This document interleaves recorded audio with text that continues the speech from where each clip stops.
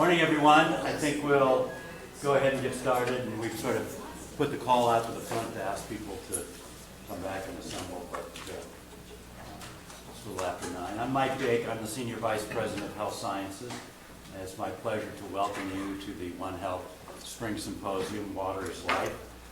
Especially want to thank the organizers, and in particular Frank von Hippel and the program committee for putting together a wonderfully interesting and stimulating day for us. I'm very excited to be here with you.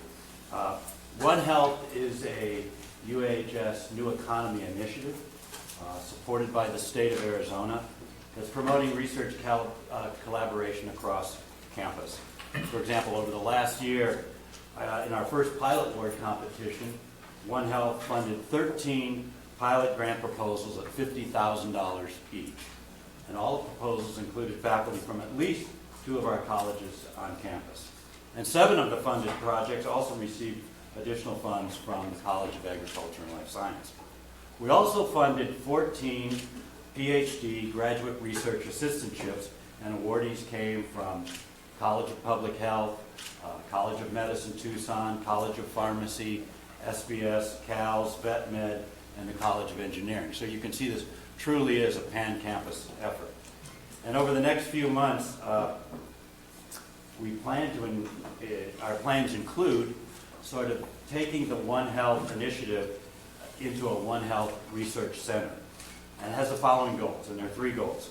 Leverage the state support that we've already received to realize a significant increase in external funding that the U of A receives related to One Health. We think this is a tremendous opportunity for us and for all of you involved. Second is something the state's very interested in, and that's providing training in One Health careers throughout Arizona. This addresses their needs for workforce development, which is a critical part of their plan. And finally, we want to address difficult problems in Arizona, such as the ones you're involved in, whether it's food or water scarcity, pollution, zoonotic diseases, or climate change. So finally, I want to say thank you for attending today. This is going to be very interesting for all of us, and I thank you so much for your support, and I'll turn it over to Frank, our organizer. Thank you.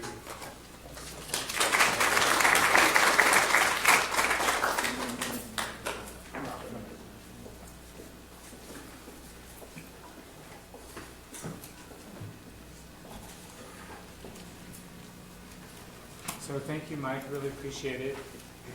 We have just a short welcome PowerPoint here. 1 second.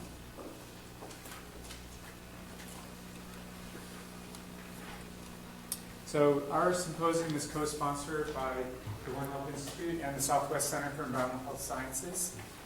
And as Mike already discussed, we have the pilot awards, GRA awards. We'll have a postdoc competition coming up. We're supporting retreats and workshops, supporting centers and training grants.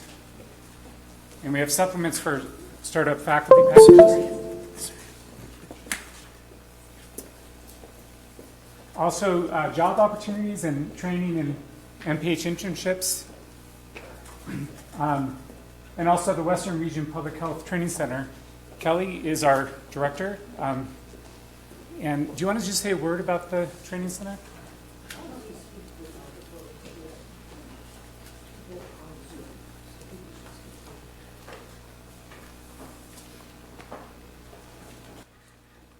Thank you. Good morning, everyone. Yes, I'm the director of the Western Region Public Health Training Center, which is an initiative where the central office is at the University of Arizona, but we serve all of Region 9. We're HRSA funded. About half of our funding comes from HRSA, and the other half from independent grants or service contracts, things like that. But our mission is to really grow the public health workforce in Arizona and throughout the region, and so that's what we do. The region, by the way, Region 9, includes Arizona, California, Nevada, Hawaii, and the Pacific Islands. So I became the director during COVID. I didn't get to travel to any of those wonderful places, but I hope to in the future. But what we do also is we develop trainings, and so our initiatives in collaboration with some of the One Health program is to work together to also grow the workforce, but really develop training so that we can continue the communication of what we're doing in research and what we're doing in workforce development and practice development throughout the region, and focus, like I say, in Arizona as well. So we provide student stipends, about 30 a year throughout the region, to place students, especially we're really targeting populations in medically underserved areas, which Arizona has a lot of those. Every county in Arizona, all 15 counties, has some region that's identified as medically underserved areas, people who don't have access to health care. And so we have a lot of work to do in our state, and we have a lot of work to do in our region and our nation related to this. The Public Health Training Center network is comprised of 10 different training centers, and we're one of those 10. So we work together collaboratively to also do national initiatives. So there's lots I could say, but workforce development, training development, student stipends, and placement of students. We're really trying, if anybody has an avenue of how you might work with us to do this, we're really trying to integrate better public health and primary care. So we have stipends for students in primary care who might want to have placements or internships or residency, portions of their residency in health departments to help kind of grow that collaboration. So thanks for the opportunity to talk. So in addition to the Western Region Public Health Training Center, we're also training students with this initiative funding through MPH internships and undergraduate internships, which Kristen Progrever-Brown and Aminata Kalungo are running. Kristen, did you want to say anything about that real quick, or caught you while you're eating?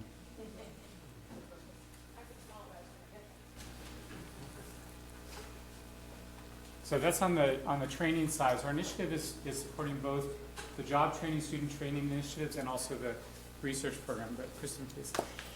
Yeah, so as part of the educational side of things, we have stipends available for students doing, primarily we were thinking internships for MPH internships, but really it's actually open to all students across the university. So if a student is doing a practicum, if they're doing some sort of project, but the idea is that it's not so much on the research side, but any sort of project that is maybe working with an industry partner, working with public health departments, et cetera. And so we have stipends available for students, and we've already awarded about 3 or 4 of those, and are probably going to award a few more. So it's a pretty easy application process, and maybe we'll make sure that's posted on the website later for you to direct your students to. Thank you, Kristen. Thanks. So each of these competitions will be repeating year after year. This is just our first round of it. And we also, of course, are thinking about sustainability of the One Health initiative. As Mike mentioned, we'll be growing this into a research center. We also really want to show return on investment. So the state dollars coming into this program are turning into much larger sources of support from grants that all of our awardees are then working on. So like our first 13 pilot awards, hopefully all of those will lead to external funding coming back to the university. And of course, direct benefits to the state, like Mike mentioned. We want to be working on practical problems to do with everything from water scarcity, water quality, air pollution, zoonotic disease, the kinds of things that we can do most effectively with One Health. We're also working on, of course, enhancing collaborations among programs all over campus. And that's why these competitions are set up such that the teams have to include faculty from at least 2 colleges. So we're obviously trying to break down the silos that tend to occur at universities and bring people together. So these are the colleges that have already sent faculty to participate in our prior 2 symposia. This is our 3rd symposium, and this is our first symposium that has a focused theme which is on water. We'll have other themes in our future symposia. I also finally just want to mention that as part of this effort, we're building MOUs with other universities, including in other countries. So we have multiple MOUs now in place in One Health with Latin American institutions in Mexico and in Guatemala. We have other ones that are getting set up with universities in Australia. We're also working with the major research institute in France. So there'll be a lot of opportunities for international work as well as here in Arizona.